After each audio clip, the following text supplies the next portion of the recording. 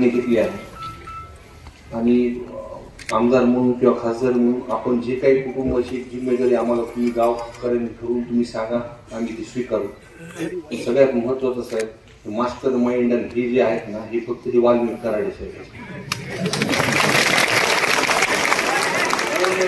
हे जो हे आपला जिल्हा एकदम पूर्व आम्ही तुम्हाला विचारा मारणार जिल्हा आहे. ह्या माणसाने सगळी विकास करून टाकली. त्या दोन समाजामध्ये सगळी तेढ निर्माण ह्या माणसाने केली. आपल्याला रडून जमणार ना, तुम्हाला सांगतोय. रडून असं हे असलं रडलं तर मी तुम्हाला सांगतोय, आम्ही बापांनी आम्ही कधी बी त्या दिवशी गावात आलो होतो, मी सभागृहामध्ये ह्यांनी मांडलंय, मी सुद्धा मांडलंय. घाबरायची घ्यायची गरज नाही बरं का कुणाला, तुम्हाला सांगतो.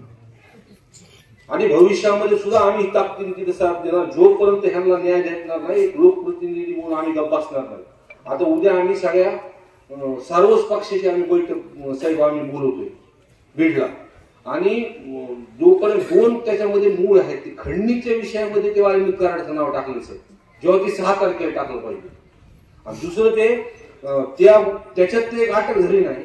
दुसरी गोष्ट 302 मध्ये त्यांच्या कुटुंबाचे तिथे घरी आता बोलताना म्हणले सूत्रधार सगळे घाबरायला लागले बोलायला सुद्धा गावात आले. त्या दिवशी गावाची मी चर्चा केली सर.